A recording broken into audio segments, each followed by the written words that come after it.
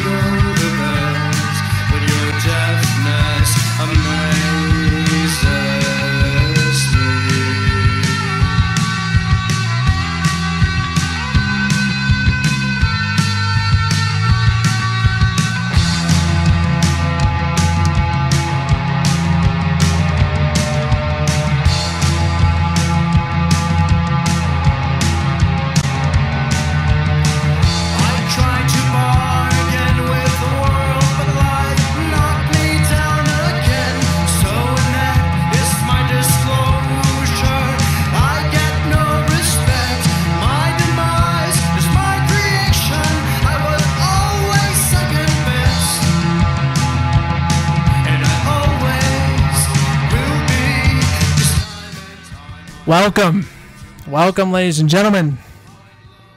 This is another edition of the podcast today. I am your host, Matt Maldonado, here in FEMA Region 9, Las Vegas, Nevada, and this is Madness4life News.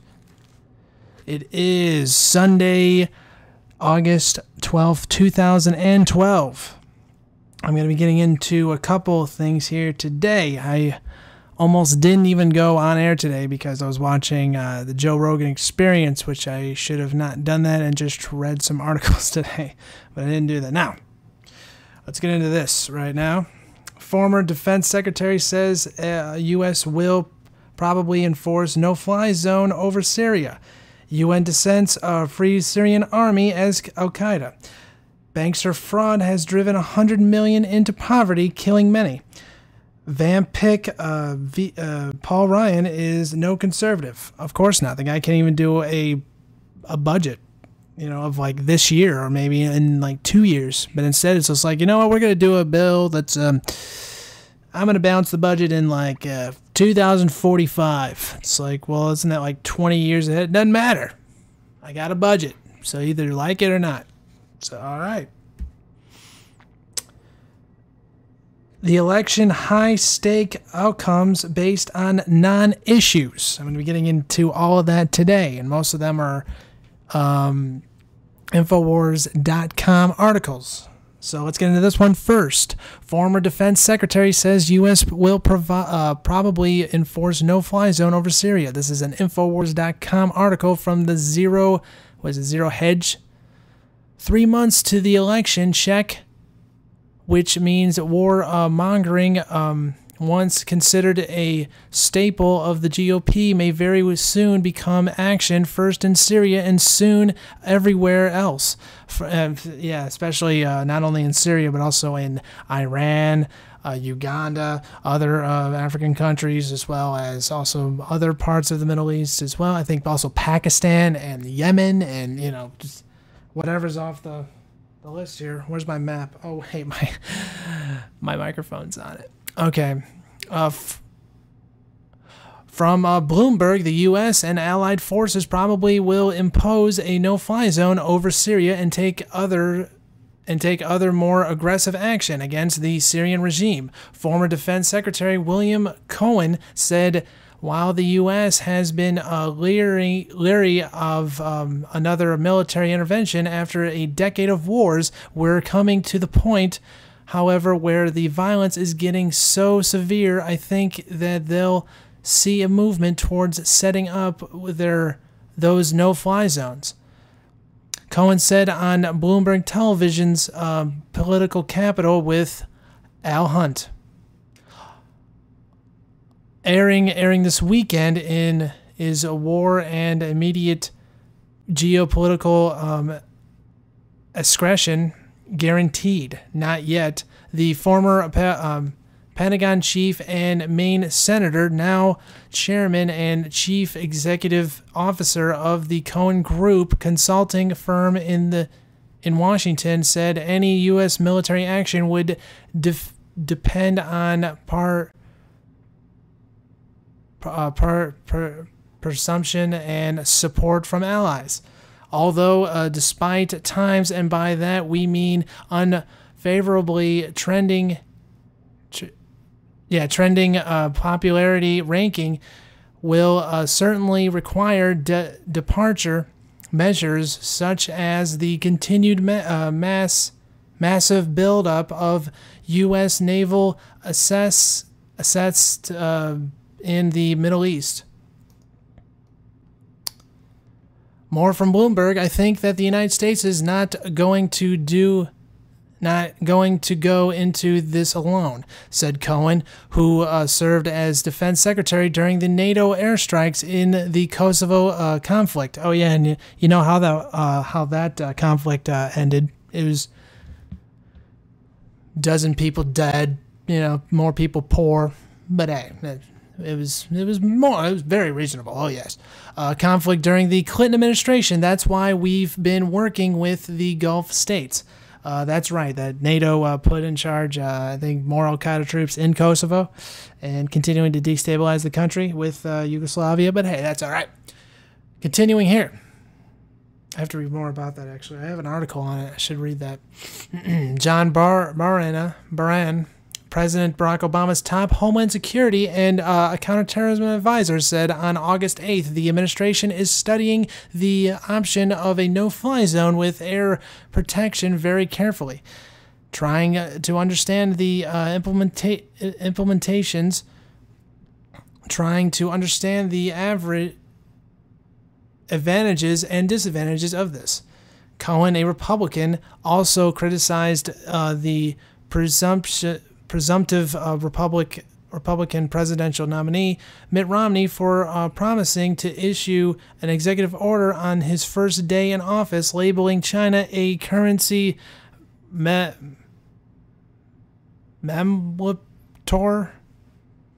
They're the villain. China's the villain. Well, they're our banker. We owe them money. But hey, that's all right. Just give them a dozen states to buy up, like Michigan. Anyway, I don't know what I'm talking about. Continuing here, then there is Iran and Israel. Cohen said the odds are increasing that Israel will strike the Islamic regime's nuclear faculties. Crap, I have no water. To prevent the Persian Gulf state from being able to produce a nuclear bomb. I would say it's a little bit better than 50-50 that the Israelis would take action. Cohen said the rhetoric is starting to get ratcheted up. He said, though the sharp language may be a tactical move to pressure China and Russia and China to sanction Iran, which they won't because they're their ally.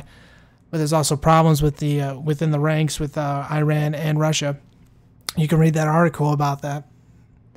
that they may be not being allies anymore with Russia. Iran is. Anyway, continuing here, which they won't, as both see Iran as well as Syria proceedly as the few crumb points in an anti-U.S. Israel axis, and from there where the expulsion takes us is anybody's guess. The good news is that if and when Syria is finally liberated, following what is sure to be a barrage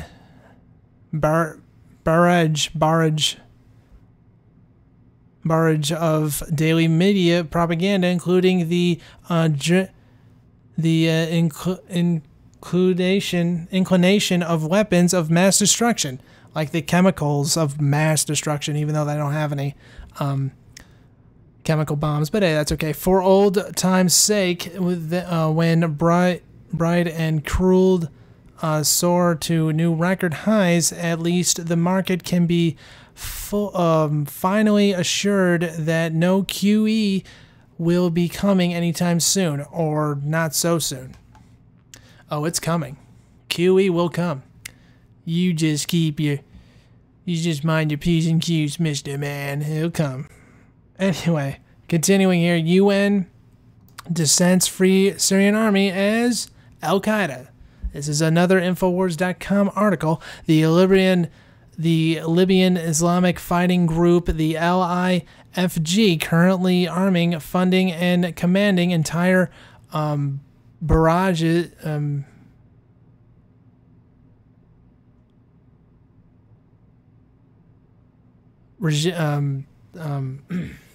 militants of the so-called Free Syrian Army, is dissented and Al-Qaeda informant. Al-Flet, I can't say that word, sorry. But the United Nations pursuant to Resolution 1267, 1999, and 1989, 2011. In addition to bringing lists of both the U.S. State Department and the U.K. Home Office, page 5 of PDF on the this article, as a foreign terrorist organization and a proscribed terrorist organization, respectively. That's a plane, by the way, here and flying by. This means that the United States, the UK, NATO, and the Gulf state despots of Saudi Arabia and Qatar are knowingly and willfully funding, arming, and politically backing dissented of Al-Qaeda.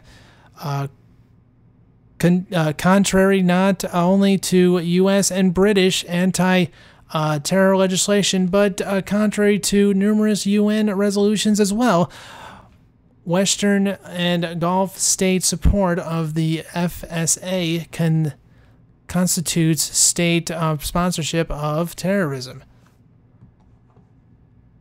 Continuing with these articles, should the UN fail to enforce its own resolution, while playing host to further situations and considerations for military intervention against the Syrian government, who is in fact resisting an international terrorist organization, it will have entirely resigned its legitimacy and authority as nothing more than a tool of Western corporate financiers' interests. It will also highlight the necessity to expediently remove and replace it, ideally with a system that represents a multipolar balance of global power maintained by sovereign nation states rather than supranational supranational, governance.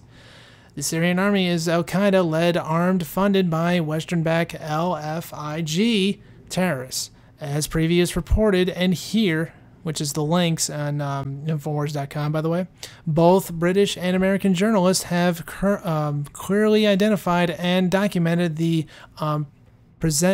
presentation.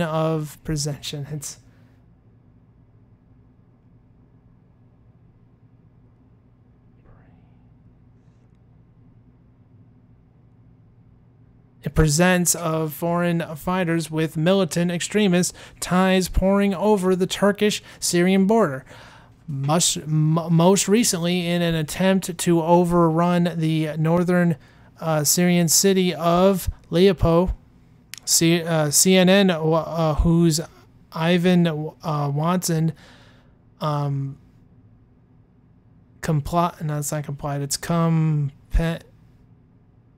competed FSA terrorist over the Turkish-Syrian border and into Aleppo,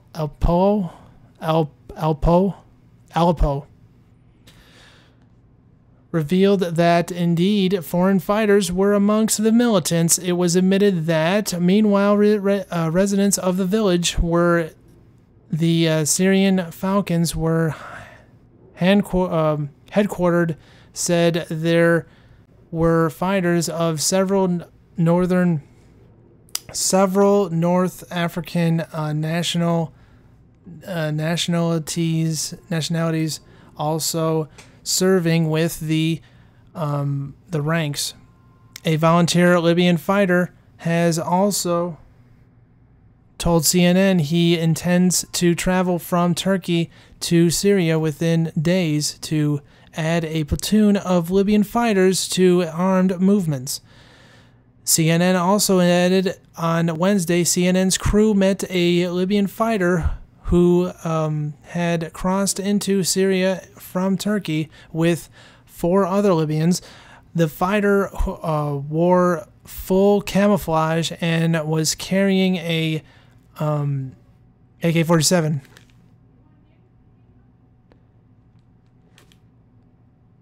He said more Libyan fighters were on the way.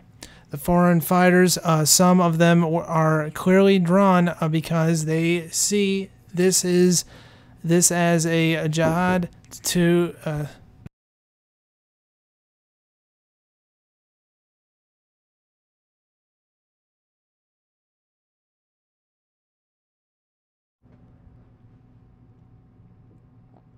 is a magnet for jihadists who see this as a fight for Sunni Muslims.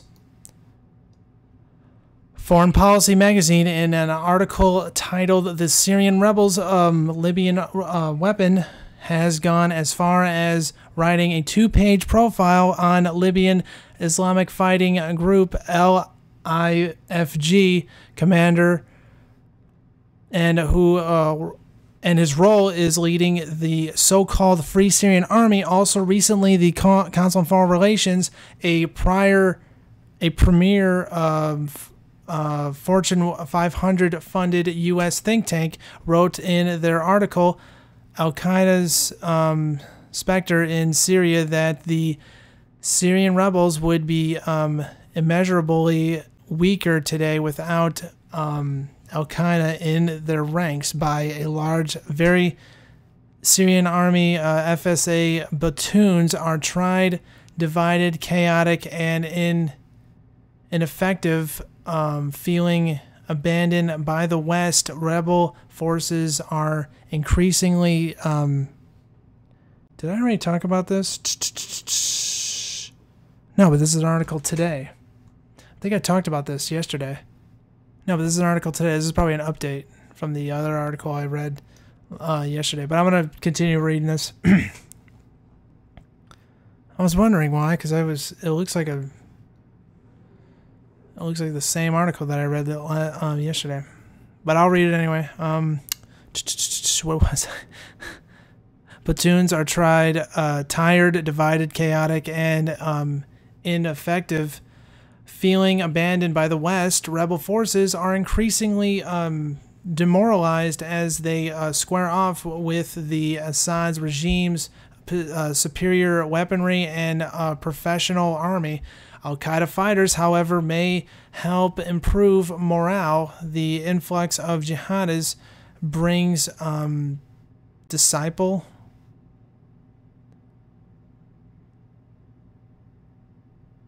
No, I think it's disciple.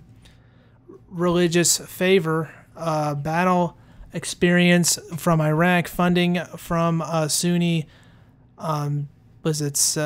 sympathizers in the Gulf. Most importantly, deadly results. In short, the FSA needs Al-Qaeda now clearly than U.S., British, NATO, and Gulf state aid is being sent to the FSA, whose ranks are immediately filled by Al-Qaeda. Also, to be clear, the Libyan Islamic fighting group is in fact an Al-Qaeda, with its commanders having occupied the highest of Al-Qaeda's command structure, and having in every combat engagement Al-Qaeda has conducted since its inception via U.S. Saudi cash and arms in the mountains of Afghanistan in the 1980s. This was documented.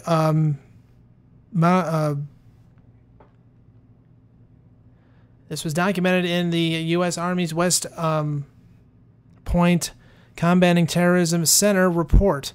Al-Qaeda's foreign fighters in Iraq. LIFG is also listed by both the United States State Department and the UK Home Office, page 5 PDF of this article, as a foreign terrorist organization and a proscripted terrorist organization, respectively. Excuse me. Foreign policies emission of al-Zarati role in organizing and leading the FSA in Syria, and the inclusion of Libyan terrorists in his bridge are by no means the only role LIFG is playing in the Syrian violence. LIFG commander had visited the Turkish-Syrian border in late 2011, pledging Libyan arms, cash, and fighters to the FSA, with the nation of Libya itself having already become a NATO-created terrorist safe haven. It is clear that LIFG, and by implementation, Al-Qaeda is playing a significant role in the violence in Syria, not only undermining the narrative of the unrest being an Douglas pro-democracy uprising, but also implementing foreign nations who are funding and arming militants as state sponsors of terrorism, including amongst these state sponsors of international terrorism are Turkey, Saudi Arabia, Qatar, and the Arari, sorry, I can't say it, faction in northern Lebanon, as well as the NATO installed government of Libya. This also includes both the United States, who is admittedly providing cash and equipment for the FSA, as well as coordinating effects to arm militants, and now the UK also, once again with their latest announcement, a similar scenario unfolded in Libya, where LIFG terrorists were likewise carrying out a campaign of nationwide genocide, with NATO providing air support similarly by funding, arming, and coordinating acts of violence with LIFG fighters. NATO and in I can say that word. Come on, Matt. You're almost done, Matt. Come on. Procurely, France, England, and the United States were guilty of violating both their own respective anti-terrorism legislation as well as international provisions against terrorism. But hey, that's just fine. They could you better not do terrorism, but they can do that because hey, it's good. It's patriotic. It's illegal, but hey, it's patriotic to do that. Hey, it's all right for John McCain to do it, but hey, if you do that, you're under arrest because you're the scum Americans. Continuing. UN dissents. Did I just read this? Yeah, I did.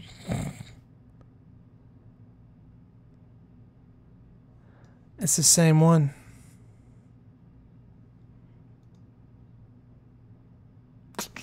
I just skipped one then. Crap, I skipped the first one. Oops. Let's just do the first one now.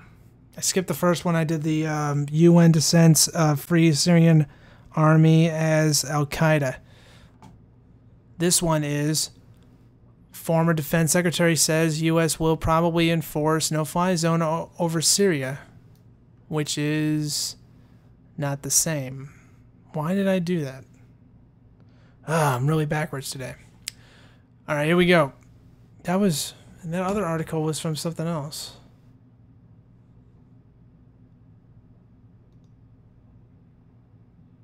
No, I did do the first one already. Forget it. Let's move on to bankster fraud has driven 100 million into poverty, killing many. Let's just continue here because I'm all over the place right now. And I'm running out of time, so hurry up, Matt. This is from the Washington's blog. InfoWars picked this up. Fraud caused the Great Depression and the current financial crisis. The economy will never recover until fraud is prosecuted. Fraud is the business model adopted by the giant banks.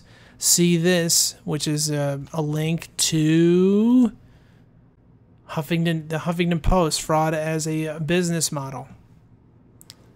Gets into all that. There's dozens of other ones too.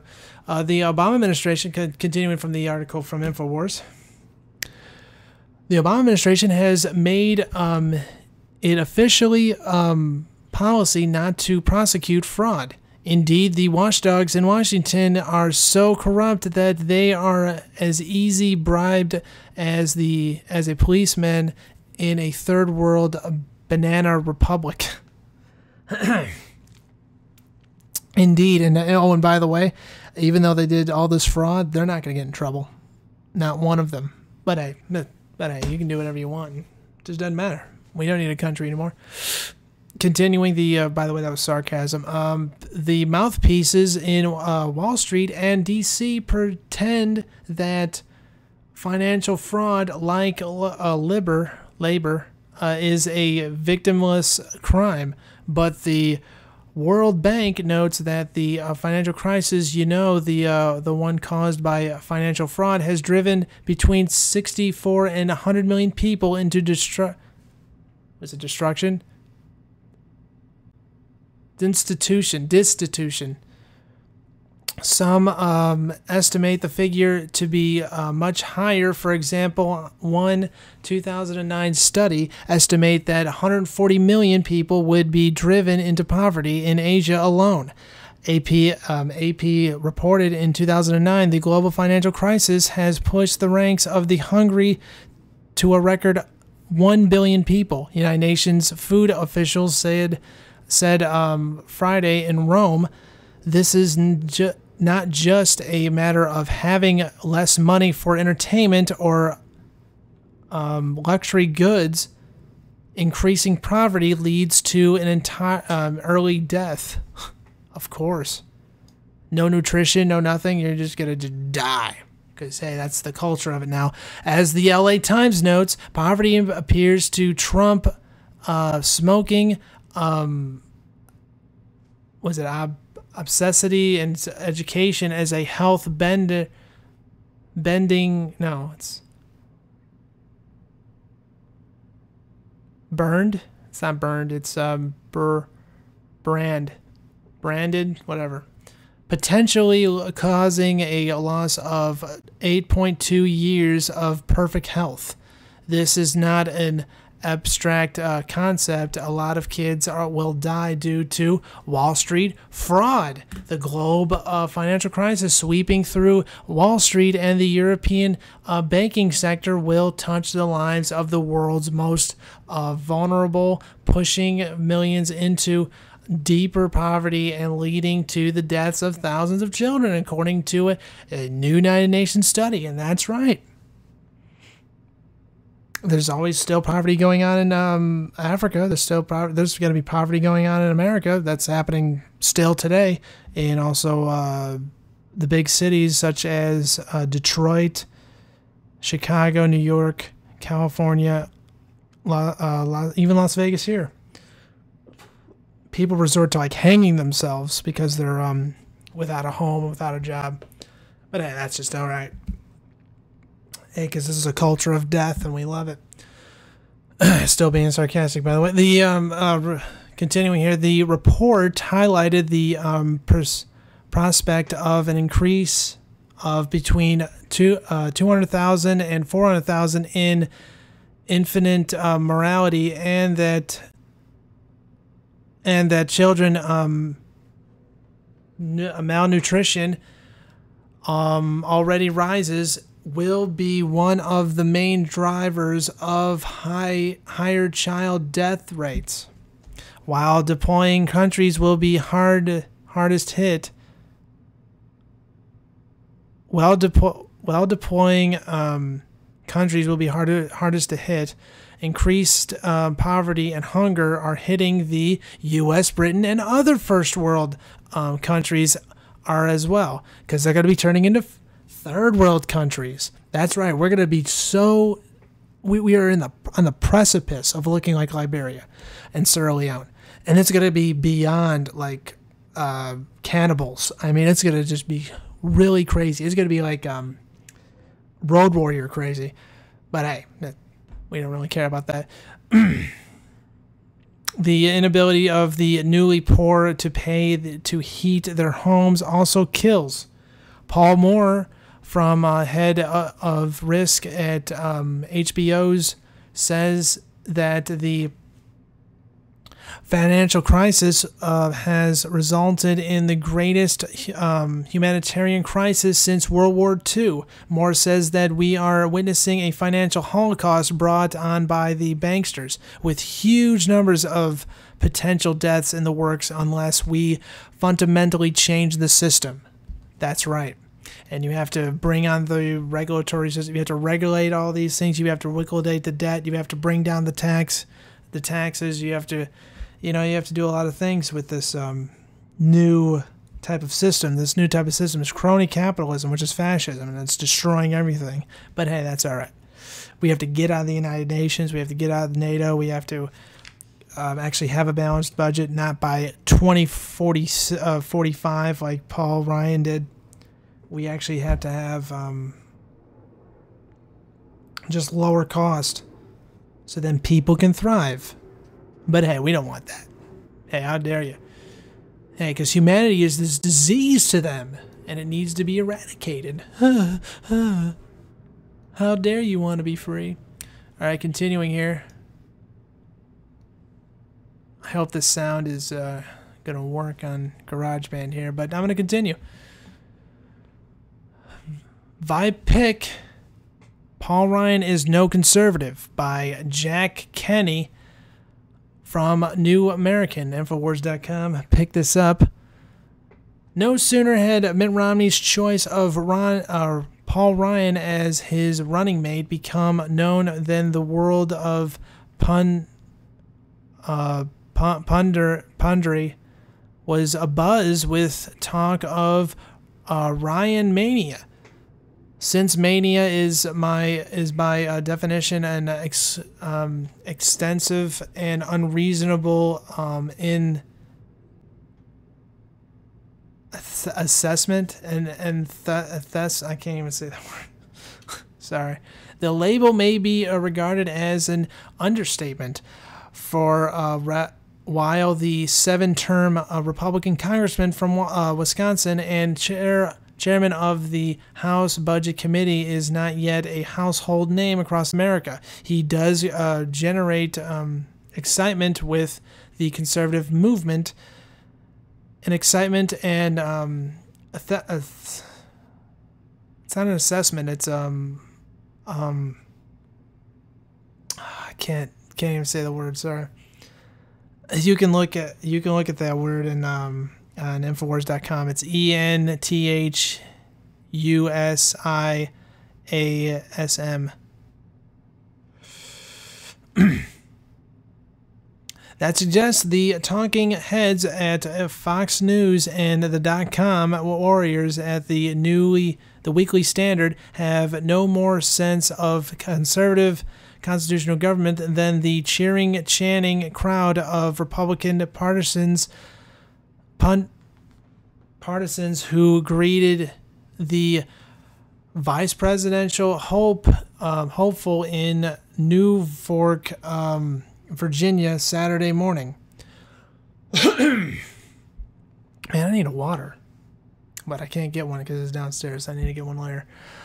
Like him or not, the one thing politically aware Americans are supposed to know about Paul Ryan is that he is a fiscal conservative, a bold budget hawk. He is, after all, the prime author of the House budget plan titled The Path of Prosperity to repeal the Obama health insurance program, Obamacare, turn the Medicaid program for lower-income Americans over the states, and create a private insurance option for Medicare, even though it doesn't really help anybody.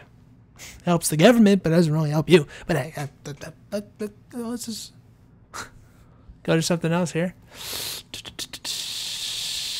Private insurance turns the program. Private insurance options for Medicare beneficiaries starting in 2023. He's kind of off. The plan would also turn food stamps and other government of federal programs for the poor into block grants to the states, with limits on the growth of those programs. If Republican voters have any doubts about Ryan's commitment to budget austerity, they need only hear the Democrats' outcry that Ryan's path of prosperity will be a road to the poorhouse for elderly and low-income Americans. But on the other side of the ledger, Ryan's voting record shows a robust support of big spending programs to enlarge the role of the federal government, especially when they are promoted by a Republican in the White House. Ryan voted for all of the big ticket budget-busting items of the administration of President George W. Bush. You know, the admitted Satanist, but hey, that's all right. Hey, let's move on. Including the No Child Left Behind Act and the prescription drug benefit known as Medicare Part D, often described as the largest expansion of the welfare state since Lyndon Johnson's Great Society. Ryan voted to create the new Department of Homeland Security, including the Transportation Security Administration that has harassed air travelers while making aircraft safe from shoes, belt buckles, and grandma's kittening needles. Oh, knitting needles. He voted for the Patriot Act, giving government enhanced powers for warrantless snooping into the lives of American citizens as well as foreign nationals. Ryan voted for the troubled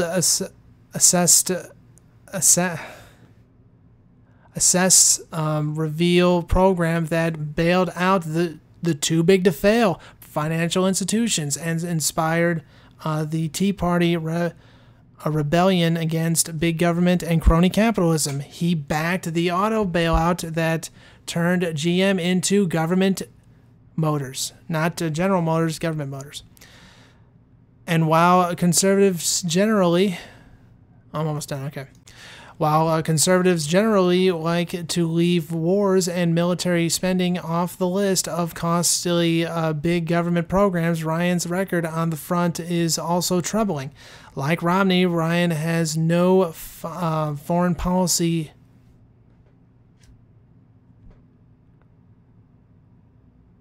credentials, and no record of military service to point to in the election campaign. And like Romney, Ryan swallowed whole the Bush and Cheney line on Iraq and supported the decision to invade and occupy that country in a needless war that cost more than 4,000 American and hundreds of thousands of Iraqi lives, and had added roughly $1 trillion to our soaring national debt. Ryan's budget calls for no reduction in military spending, despite the continued presumption of U.S. troops in some 130 countries around the world, most of which have no bearing on our own national security. Even more troubling is Ryan's vote last December in favor of the National Defense Authorization Act, the NDAA. You know, the one that definitely detains citizens? Ain't that ringing a bell? Continuing, the legislation includes a provision authorizing the president to use the military to arrest suspected terrorists, including American citizens, appropriated in the United States, and hold them indefinitely without charge and without trial against the Fourth and Fifth Amendment. In clear a violation of due process rights guaranteed by the Constitution, this year Ryan voted against an amendment to remove that provision from the law, even though it was illegal, and the fact that the president could easily be arrested, and most of the senators and the congressmen. But hey, that's all right. They're exempt. It's so good to be a bunch of con men in suits. But hey, just the cops like to defend that. But all right, let's move on. Ryan did vote against reauthorization of the Export-Import Bank, which grants loans and loan guarantees to foreign governments and businesses for the purchase of U.S. products, but his vote last year for the $915 billion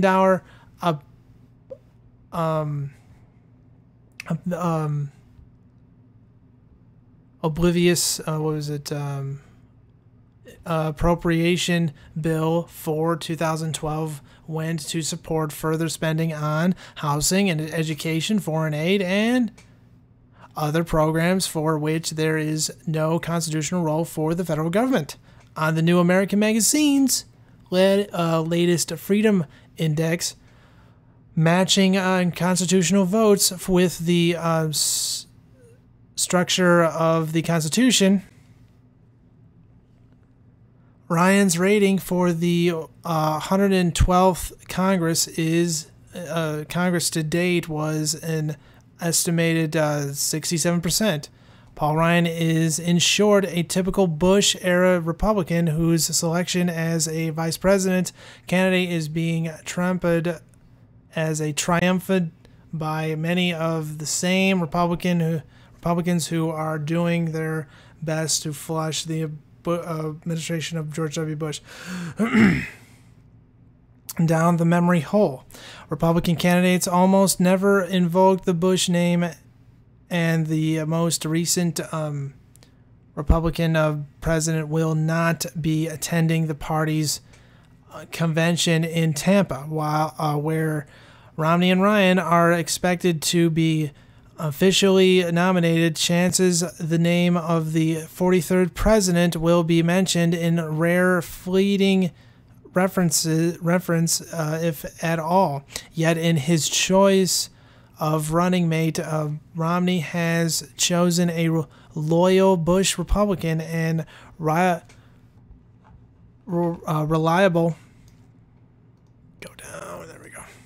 reliable supporter of the programs and policies that made the Bush administration an anathema to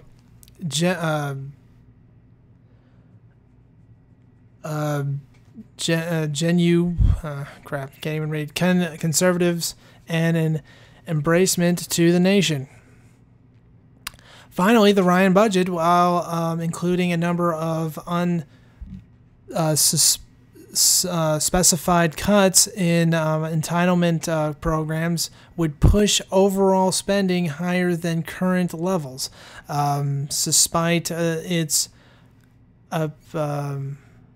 emaciated revenue projection, the Congressional Budget Office projects the Ryan plan will lead to a balanced budget by 2040. That suggests a slag for the Romney-Ryan ticket. Slightly less socialism and a balanced budget in 28 years when they're out of office. I got a budget. When is it? 2045. Not even close. Do it again. Do it again until you get a budget that's actually reasonable. Whoa, I don't think I have time for the next one. I'll try to read as much as I can with this one. This is the last one. The next election, high stakes outcomes based on non-issues. The election of the next puppet. This is from Paul Craig Roberts, by the way, and it's from InfoWars again.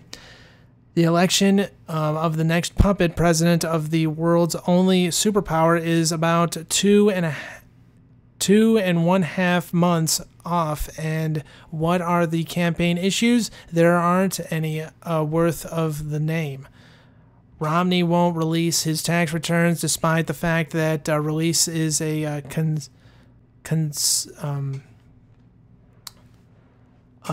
customary and expected act. Either the non-release is a strategy to suck in Democrats to make the election issue alleged legislation. No, not legislation. It's alleged allegation that Romney is another mega rich guy who doesn't pay taxes, only to have the issue collapse with a late release that shows numerous taxes paid, or Romney's tax returns as a candidate who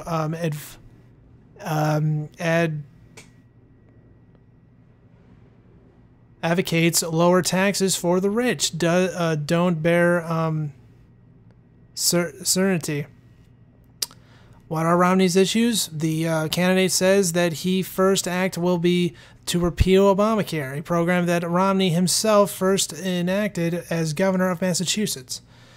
This will cost Romney political contributions from the insurance industry, which is thankful for the 50 million new private insurance policies that Obamacare, written not by Obama but by the private insurance companies, which is true, provides at public expansion.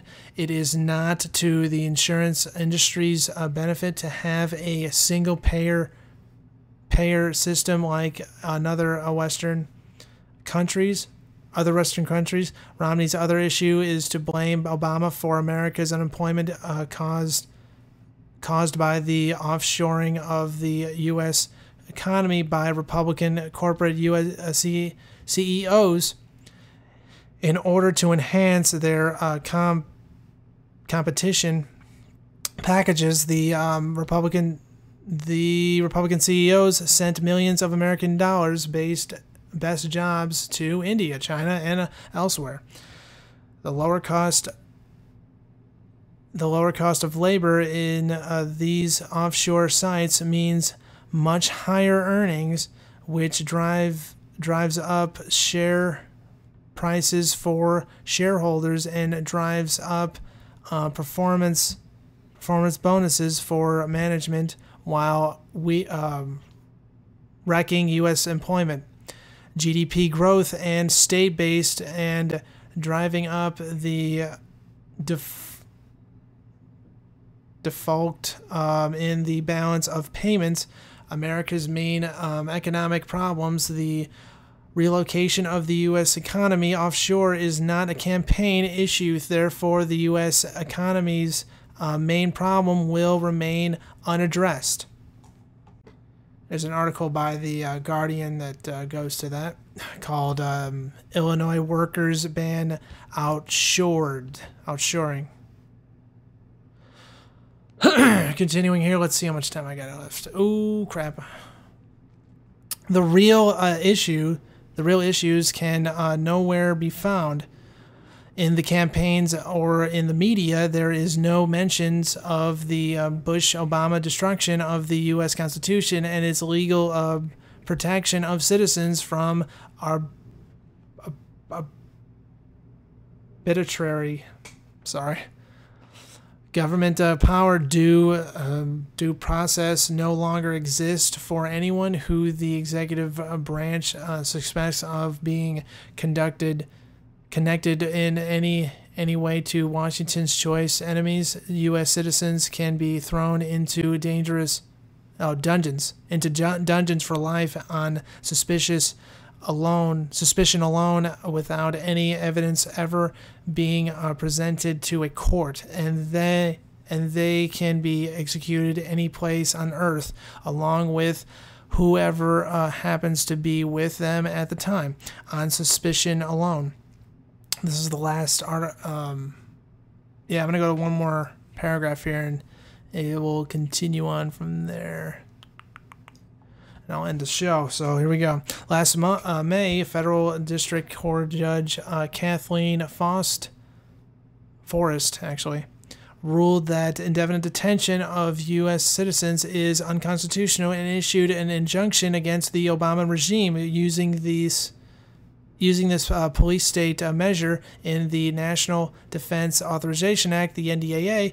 The Obama regime gave the federal judge the finger during the week of August 6th through 10th. The Justice Department's brown-shirt lawyers refused to tell Judge Forrest if the Obama regime is complying with the injunction. The position of the Obama regime is, we are above the law and do not answer to federal courts.